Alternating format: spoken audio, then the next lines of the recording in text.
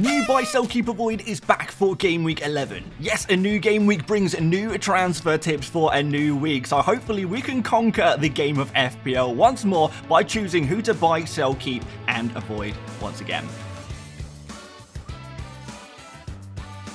Don't forget, guys, if you haven't done already, check out the latest episode of the Stick to FPL podcast for Game Week 11. It should be up now on YouTube and hopefully back on Spotify, Apple Podcasts, and everywhere else very, very shortly. So go check it out if you haven't done already and you like that long-form content on FPL. And as always, guys, the Buy, Sell, Keep, Avoid video is split into two parts. The first half of the video will be about players that you already own and deciding whether you should keep them or you should sell them. Then we're going to move on to the second part where we'll be looking at players we can maybe look to replace your selling players with some buys, and of course looking at those players that should be avoided. And then, guys, we'll look at some goalkeepers as well. Let's go through position by position, starting off with the players you might be thinking about selling. So just to clarify, guys, I know a few people had some questions last week. We do present the data on screen, and when we talk about the data as well, from the past 6 game weeks. So what you see on screen today, guys, is going to be the data from the past 6 game weeks, so we can get a good idea of the player's most recent form. So I think it's pretty important that we don't look at the whole season, but realistically, what's going on in the recent weeks, right? So we're starting off with some keeps in the forward position, and I know it might seem a little bit strange to put Wood in this category. Do we need to speak about why you should keep Wood? Well, actually, yes, because I have had a few messages this week already about whether, if you have Wood, should you be keeping him? Should you be looking to move him on right now? And I kind of understand why. The fixtures coming up for Wood are nowhere near as good as what he has had in the near past. But I think when a player is in such good form and they are scoring goals, it's very difficult to sell a player like that. And I think in Game Week 11 and Game Week 13, there's still some decent fixtures here. Newcastle at home in 11, Ipswich at home in 13 there as well. So I think he's fine to keep for the time being if you already have him in your team. Slight overperformance of the numbers, that might be a bit of an understatement because Wood seems to be scoring with every touch he gets. He's not really getting too many chances to shoot. He's getting a few big chances, but the fact is he's scoring every single one of them. So whilst he continues to get points, I don't think he is a player to sell quite yet, but we may reconsider soon. We've got Raul Jimenez in this category as well. A disappointing result against Brentford in Game Week 10, but it was a surprise to see him so quiet. But in general, the data looks very good. Outside of that Brentford game, he's looked very effective, very impactful, taking a lot of shots at the moment, creating for his teammates as well, and he's tracking around the same, maybe slightly underperforming his numbers, which is a positive sign because the underlying numbers are so good. They're better than Wood's. In fact, we just need Raul to make sure he is finishing the chances that he gets, maybe in the same way as Wood has been. And finally, Jackson. Despite the Arsenal fixture, I do still think he is a keep because from Game Week 12, Jackson is actually a player I would very much like to have in my team. So if you have him already, I'll definitely be looking to keep him for the longer term. Haaland is a player to monitor since the robot seems to be malfunctioning a little bit at the moment, but as we can see, his numbers are brilliant. He's still putting up the best attacking numbers of any player in the game. 28 shots is just incredible. 8 big chances, 4.88 expected goals over the past 6 game weeks, and yet he's only scored 2 of them. This is highly out of character for Haaland, and he's not a player who has ever underperformed consistently at this level throughout his entire career. So there's no real concern about Haaland not getting chances to shoot, and when De Bruyne comes back, which we are expecting it to be in Game Week 11, there's going to be even more chances. Brighton is a good fixture. Spurs at home is a good fixture as well, given that Spurs are going to be missing both of their centre-backs, we think, for the fixture in Game Week 12, potentially there. So all in all, there is a lot of reason to keep Haaland, but because of his price, you may think that his form is very bad at the moment. I understand why you might think that way.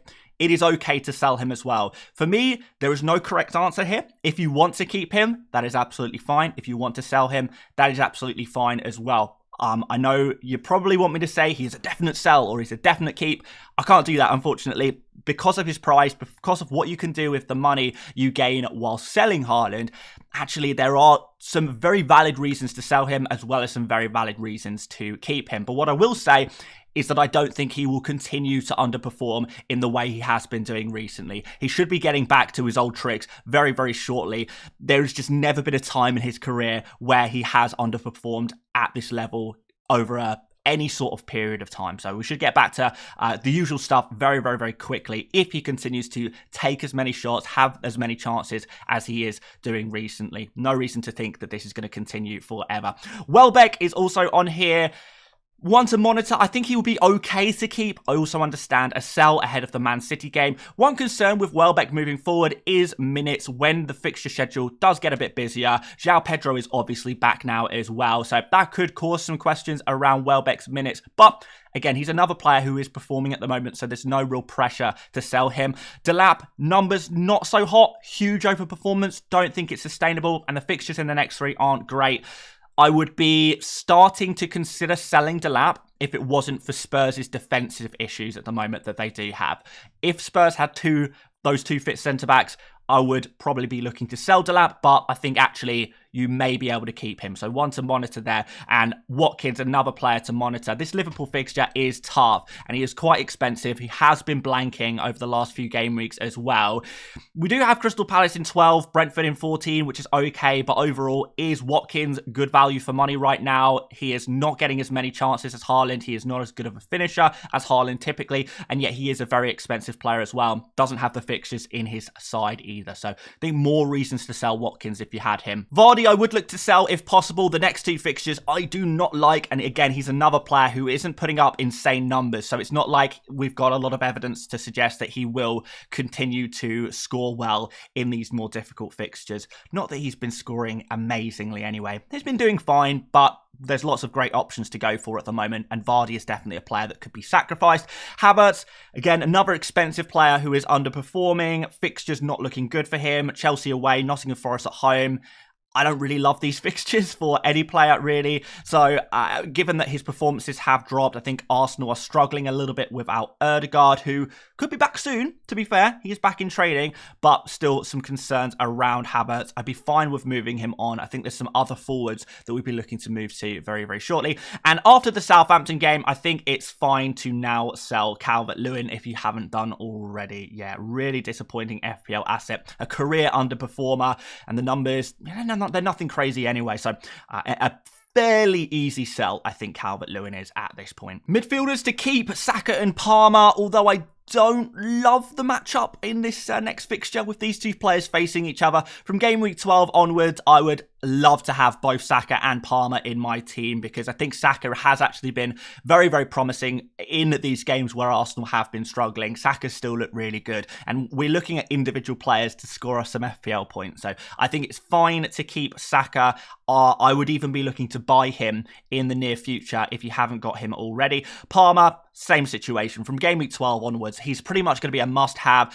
The numbers are really good for Palmer. I really do trust this FPL asset in the easier fixtures. We've just got to get past game week 11. And by the way, on Palmer's potential injury, it seems like it will be an impact injury, so I'm not expecting him to be out for any game week. So should be fine for game week 11, but we will of course update you. Same with Rodgers. Don't think the injury is serious from what I've seen. Fine to keep. And because of Rodgers' great price, if you don't want to play him against Liverpool, bench him for 1 game week. After that, play him against Crystal Palace, maybe bench him in game week 13 against Chelsea, and then play him again in game week 14. Rodgers is one of those players who you can just leave on your bench. So even though he's got the same fixture situation as a player like Watkins, the price tag means that it's fine to bench a player like Rodgers. You're not wasting any money, you're not wasting any time with him. Monitor Foden, I think it's a really interesting one, and the only player I would consider selling Foden for would be a player like Salah. If you can somehow make a double transfer involving moving Foden to Salah,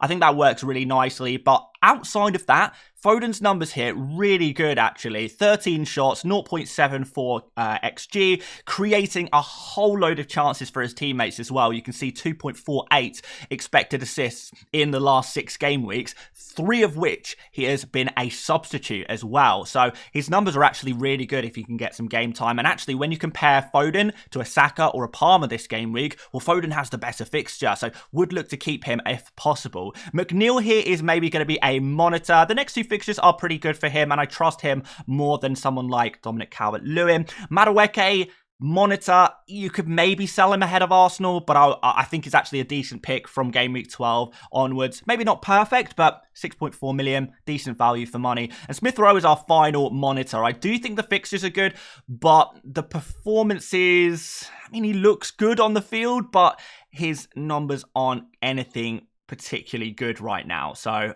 there are some concerns around Smith Rowe, but I think I would still look to monitor him. Definitely not a priority sell. Winks for me would be a player to sell just because I would like to have a playable midfielder as my, I guess, 8th attacker. So if you can sell Winks and get another midfielder in who you can play regularly, I think that would be pretty useful to do. Luis Diaz, with the rotation risk he's posing at the moment, is just a straight up sell. No point messing around with that anymore. And Eze is going to be out for at least this game week. Fixture's not great in the immediate term anyway, so he would be another player I would look to sell this week if you do have him. Looking at some defenders here, Trent Alexander-Arnold is going to be a keep. Yes, I do like this FPL asset. I know I know we haven't had many clean sheets recently, but he's had some really tough games lately. Even Brighton is a tough game. Even Aston Villa coming up is a tough game, but I'd like to own him for that Southampton fixture, and I would like to see him creating a little bit more as well. Didn't really see, well, we saw some attempts at creation from Trent in game week 10, but maybe not quite coming off for him. But maybe some positive signs to be taken there. Still consider him a top quality FPL asset though in general. Konate is going to be fine following that potential arm injury. He's been cleared. He's going to be training this week, so no real worry about him. So no problem at all to hold on to him for the upcoming fixtures. And Gabriel, after this Chelsea game, fixtures look very good from a defensive point of view for Arsenal. So I would actually quite like to have some Arsenal defenders from game week 12 onwards. So keep Gabriel for now, and from 12, he should hopefully start to pick up some clean sheets again, finally, because Arsenal have been really underperforming on their expected clean sheets. Hopefully that's going to change reasonably soon. Rico Lewis wants to monitor with some rotation risk creeping in for him, but I think one benefit for Lewis is that Man City did lose the game in which Lewis was on the bench there against Bournemouth. So I think that is a positive. Also, we often see with Man City is if they do get benched, that is usually a positive sign for their minutes in the future. They have their rest, and then in future game weeks, they can then therefore play because they are more rested. So I think there's lots of positives to be taken if you are a Lewis owner. Saliba, I would just hold on to for game week 12 onwards. Pedro Porro, one to monitor. The good fixture against Ipswich suggests that maybe you could keep him for this game week only, but from game week 12 onwards, I think we will be looking to sell a player like Pedro Porro. Justin, if you did bring him in for whatever reason and you're kind of surprised that he stopped scoring goals and getting assists, yeah, I get it. The fixtures coming up are nothing good for Leicester, and yeah, I think he is a reasonably easy sell if you have a replacement in mind. I have a couple of good defenders to bring in this week if you are a Justin owner that I think would be really nice to move to this week, so bear with me and we will go through those. Robertson is going to be a sell here. New rotation risk means he needs to go. Thankfully, I sold him last game week because I did maybe see this coming a little bit. Tsimikas getting a few more minutes. We're not going to talk too much about Tsimikas in today's video because I don't think Tsimikas is guaranteed minutes. I think there's actually going to be a bit of rotation between Robertson and Tsimikas between now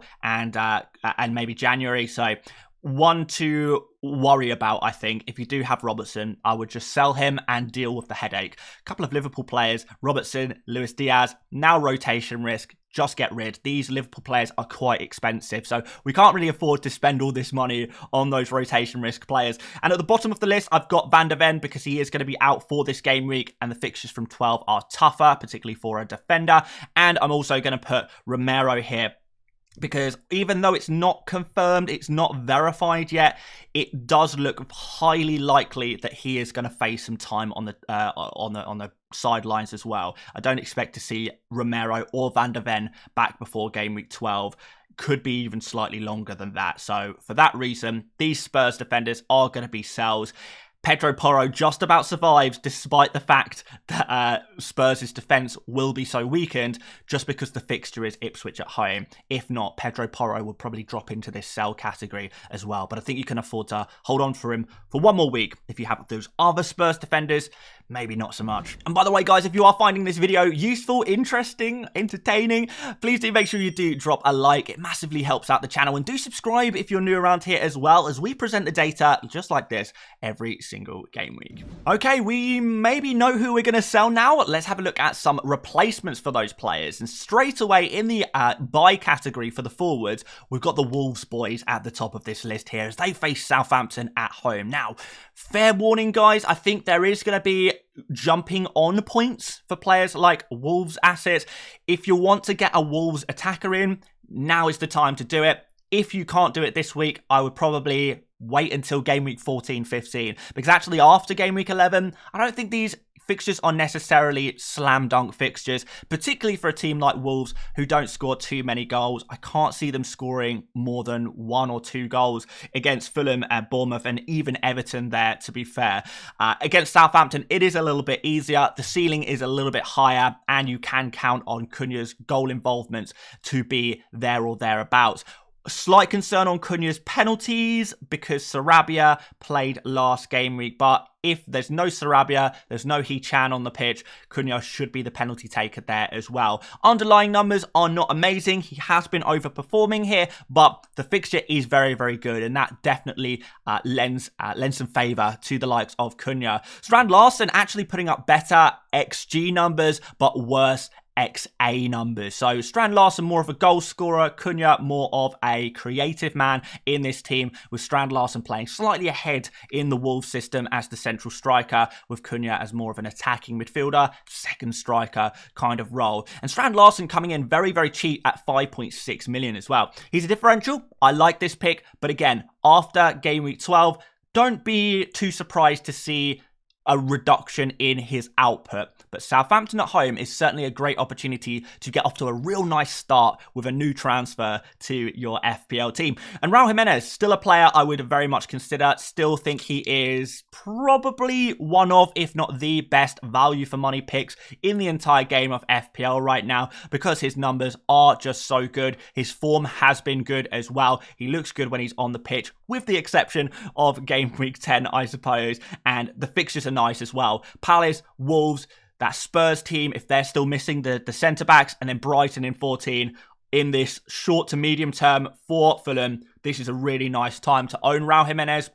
So definitely would be looking to go there if you don't have him already. Monitor Wissa, and that's only because the next fixture is Bournemouth, and Bournemouth have shown time and time again they are a tough defence to crack at times. After that, I think we maybe have a slightly closer look at the Brentford assets, but do be aware that Brentford's good fixtures do not last forever. The reason why Wissa is so close to being a buy this week, and may even find himself in the buy category next week, is because, you know, pound for pound, like per minute, his numbers are incredible this season. That has been inflated by the fact that the games he has played this season have mostly been against weaker opposition, and that has modified that a little bit. But we know Brentford are a great attacking team, and to have that striker from a great attacking team for a great price of 6 million is always going to be very, very beneficial. A couple of differentials in here, actually. Evan Nilsson and Højlund, if you want to go different, this is probably where I would look to go, because both of these players have fabulous fixtures in the next 3. They really, really do. Evan Nilsson, potential penalty taker. Don't know if it's guaranteed there, but he's been showing some good form recently, even if his numbers have not been top. But Højlund, on the other hand, is a bit more of a risk, because we don't know exactly how he is going to play, how he is going to perform under the new management. We've got a very new situation for Manchester United, but if we've got a central striker for a reinvigorated Manchester United team with some great fixtures coming up, then that could work out really well. Love Manchester United fixtures for the next 3. It's just a case of whether you trust them, whether you're happy to take that risk on these players, and that's going to be down to you. Wood is our final player in Monitor. He is, for me, not an avoid. If I had Wood, as we already mentioned, Wood is firmly in the keep category, but if you don't have him already, I don't know if I'd be rushing to buy him, because you have to acknowledge that he surely cannot continue to overperform at this level forever. It's not going to happen forever. No player in the history of the sport of football, not Messi, not Ronaldo, have ever consistently doubled their XG numbers. It just doesn't happen. And certainly with the tougher fixtures, you think even the XG numbers will drop off even more. So we're not going to get returns every week from Wood anymore. But there's still a couple of nuggets in here. Game week 11 and 13 are those nuggets. They're pretty decent for him. So I don't think I would rush to buy him personally.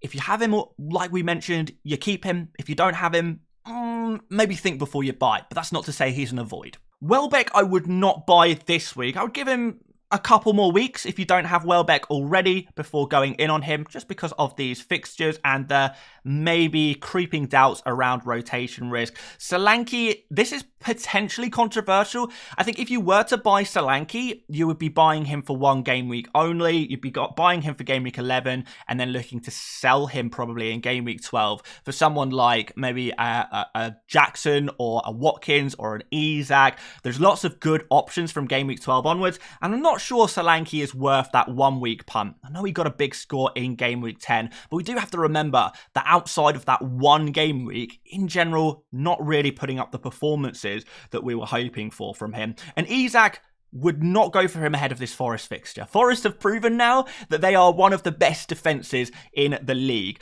Newcastle, home versus away, completely different beasts. So I don't know if I trust Newcastle when they're playing away from home, and I always trust Nottingham Forest to make it very difficult for their opponents to score. So for this week, I would not be looking to go for Alexander Isak. I would potentially revisit that conversation in game week 12, but for now, he is going to be an avoid for me. In the midfield category, if you can get Salah into your team in a way that makes you feel comfortable, then you should absolutely do it, because he is in some really good form right now. Numbers are very good. They're not quite Haaland level of underlying numbers, but they're still very, very solid here. He is getting goals. We know he's a penalty taker as well. And Aston Villa are a team that have shown some fragilities. But really, it is that Southampton game in game week 12 where I'm sure Salah owners or prospective Salah owners will be very excited to try and have a go on Salah for that fixture. Semenyo, another player I really like the look of. I've been, singing Semenyo's praises for quite a long time now, saying that he is a player I really, really do rate, and that hasn't changed. But what has changed is the fixtures from here on look much, much nicer. We've got City out the way, we've got Arsenal out the way, even got that goal against Man City as well. Now the fixtures look good for Bournemouth. A 5.6 million Semenyo looks really nice for his price tag. He's the real deal. He really is. And Burmo, still a player to buy if you haven't done already. Don't think he is as much of a must-buy now as he maybe was a few weeks ago ahead of that Ipswich fixture. But there's still a couple of good fixtures left for the Brentford man. Penalty taker as well, which means he may even be able to get some returns in some of the tougher fixtures too. And monitors. Saka. I would be tempted to buy him ahead of Chelsea, but I don't think he is an essential buy there. Garnacho and Fernandes, the Manchester United guys, similar situation to Højlund. Do you want to take the risk on these guys? Little bit of an unknown quantity here, but the fixtures are brilliant. And what I should say about both Garnacho and Fernandes compared to a Højlund is that these are two players who have actually been putting up consistent, pretty decent numbers and have been underperforming on those numbers. So now that they're under new management, now that the fixtures are better, can they start capitalizing on what they have been doing on the pitch, taking shots, creating for their teammates? Can it all start to click and these actions end up in goals rather than just loose ends? I think it's very much a possibility, and I wouldn't be against buying these players, certainly, but they do carry risk, and that's going to be down to you. How much of a risky FPL manager are you? You decide. Anyway, let's move up front to Heung-min Son here.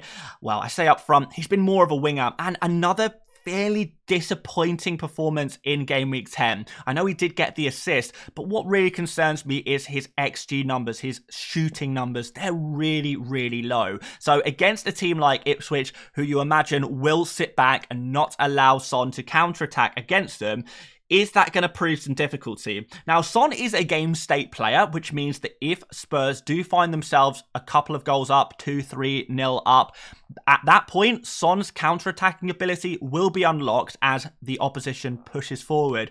And that could lead to some nice score lines there. But by that point, maybe some of the other Spurs players will have, already got some goals. So maybe those are the guys to go for. But certainly from Game Week 12 onwards, I wouldn't love to own Son compared to a Salah, a Saka, a Palmer. There seems to be better options for Game Week 12. So for one game week, Son, I respect him as a punt, but not massively feeling this one, having watched a lot of Son this season. Johnson are going to sneak into the avoid category here. Again, if you were to buy Johnson, it would be for that 1 week punt. It would be for the Ipswich game only. I actually have Brennan Johnson in my FPL team, and I'm looking to sell him actually in Game Week 12. So he's not a player I would want long-term. Personally, he has been a pretty decent servant to our FPL teams, but if you haven't jumped on Johnson already, you've probably left it a little bit late at this point, and for that reason, I will put him in the avoid category. Cole Palmer also going to be an avoid for Game Week 11 if you don't already have him, and that's just because, I've made no secret about this. I don't particularly rate Palmer as an FPL asset in these really difficult games against, the top defenders in world football. I think Palmer is often a little bit quieter. That's not to say you can't occasionally pop up with something, but, as we saw against Liverpool, to a degree against Manchester United there, it is sometimes more difficult for Palmer to get involved in the more difficult games. So I would maybe wait one more week, bring him in against Leicester, and then we've got some great fixtures from Chelsea from there on, and I'm sure Palmer will deliver on everything that we hope from him. But if you don't have Palmer yet, wait one more week, I would say. Same with Isak. One more week, wait for this Forest fixture to get out of the way, and then we will go in on, Gordon. Gordon, Isak, both same team. Yeah, if you are thinking about Gordon, I think he is a player to consider, but not until Game Week 12. So hold off on that bad boy. Defenders to buy. We've got Aït-Nouri in here and Gvardiol. We've spoken about these a lot in recent weeks in the buy, sell, keep, avoid videos. They are the top 2 players in the buy category every single week, and they're not changing anytime soon. So yeah, we'll still be looking to go for these players. Aït-Nouri, decent fixtures, decent attacking output. Gvardiol, plays for a decent defense, or in theory, a decent defense, and obviously has that attacking potential as well. So defenders with attacking potential, brilliant. Fulham and Robinson, also like this as a buy. So I'm going to put Robinson as my 3rd defensive buy for this week. He's got a little bit of a creative threat there, as we know. But I like the look of Fulham's defence at the moment, and I like their next couple of fixtures for clean sheets as well. I think Crystal Palace and Wolves are 2 huge opportunities against 2 of the teams that are creating the least amount of chances in the Premier League. And Fulham are not a team that concede too many chances anyway. So clean sheets could be back on the cards for Robinson and for Fulham. Hall is a really interesting one as a Mikalenko alternative at 4.3 million, because Newcastle, from a defensive point of view, I actually quite like the next 3 fixtures. And if you're looking for a very, very cheap defender who can rotate in and out of your team where needed, with a little bit of creative threat there for a mid-table defense who maybe does better at home with some good fixtures in the near future, I think he ticks many of the boxes. Manage your expectations with someone like Lewis Hall. He is 4.3 million for a reason, but if we're looking for value for money, I think there's definitely some of that there. So definitely a player to monitor at the moment. De Ligt, another differential here that I want to monitor, because similar reasons for all of the other Manchester United players we've spoken about, but I quite like De Ligt's attacking threat from those set pieces. He genuinely does have a little bit of attacking threat there, so you may get the occasional corner header from him, which would be quite nice against some of these really plum fixtures that we have now. Virgil van Dijk, top scoring defender in FPL, but would I buy him ahead of Aston Villa? A good attacking team? Probably not. Probably not. Don't think it's the right moment to buy him, but that's not to say he's a bad FPL asset. Kirkez, really impressive in Game Week 10 with the 2 assists. However, Brentford away, Brighton at home, and then Spurs in Game Week 14. The fixtures don't exactly favour the Bournemouth defenders. I like these fixtures for a Bournemouth attacker, but not really so much if you're looking for clean sheets. I think there will be a little tougher to come by than attacking returns maybe for Bournemouth. And in avoid, I'm going to put Aina in here. Do I fully believe this? Aina's a really difficult one. I think the reason I'm putting him in here is twofold. Two reasons.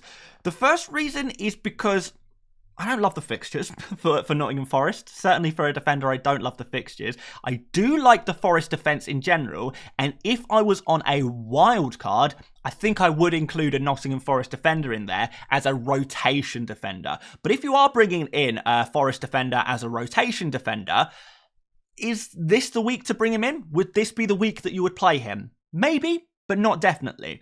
But I think one of the main reasons I'm going to put Aina in here is because I think there's just other cheaper options in the Forest defence at the moment. I think I would rather go for Milenkovic at 4.5 and Moreno at 4.4. Cheaper and have the same potential for clean sheets. And actually, these other guys' attacking numbers are just as good, if not better, than Aina's. Yes, Aina has got a couple of attacking returns this season, but the numbers aren't really there. So it doesn't look sustainable to me. And therefore, I would just go a little bit cheaper with my Forest defender. But then again, I probably would only bring them in on a wild card as a rotation defender, not as a defender to play every week during this next 4 game week period. Pedro Porro, if you don't have him already, would not look to buy him ahead of this. And Mark Gahey, he scored 2 goals this season, which is highly uncharacteristic for him. He is not a goal-scoring defender. You can see that, he is massively, doubling his expected output for goals. Don't expect him to get really any more. If he didn't score another goal for the rest of the season, that wouldn't surprise me at all. He didn't score any goals last season. I think he scored 1 or 2 in the few seasons prior to that as well. Just not a goal scorer. He's not, he's not like really tall or anything like that. He's not that aerial set piece threat usually.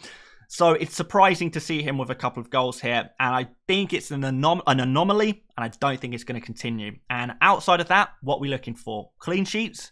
Not really come the way of Crystal Palace too often recently. And Fulham, Aston Villa, Newcastle in the next 3, all 3 teams capable of scoring goals, particularly those next 2. Fulham are taking some of the highest volumes of shots of any team in the Premier League at the moment, and Aston Villa away, always going to be tough going against Watkins and the likes of Rodgers as well there. So yeah, would not be looking to buy Gay at all. And finally, goalkeepers, really quickly, keep Raya, keep Sanchez. They're fine. The fixtures from Game Week 12 look good. Think there will be clean sheets there. I would sell Areola and Alisson because Areola is rotation risk and Alisson is injured. Pretty much the only reasons I would ever sell a goalkeeper is if they're not getting game time for whatever reason. If you're looking to buy a new goalkeeper, my 2 favourites are Sells and Raya. I like both of them for the long term, and that's why Sells gets in here, and maybe I don't like the Forest defenders so much, because if you're buying a goalkeeper, you want him for the long term, and Sells, I think, is good for the long term. Avoid Flecken and Vicario. Flecken, weak defence. Vicario, weak defence just because of, I guess, the injuries right now. But yeah, would not be looking to invest in either of those defences right now. So therefore, they are avoids. And that is every player I have to speak about today. But if there's any player I didn't mention today, do let me know in the comment section, and I'll tell you if there are a buy, a sell, a keep, or an avoid. Just leave the name of the player in the comment section. Don't forget to drop a like, do subscribe if you're new around here, and use the link in the top of the description, or search Stick to FPL on your favourite podcast or video platform if you want to have a look at that podcast next. And I will see you tomorrow for another video, and I'll see you later, mates. Bye-bye.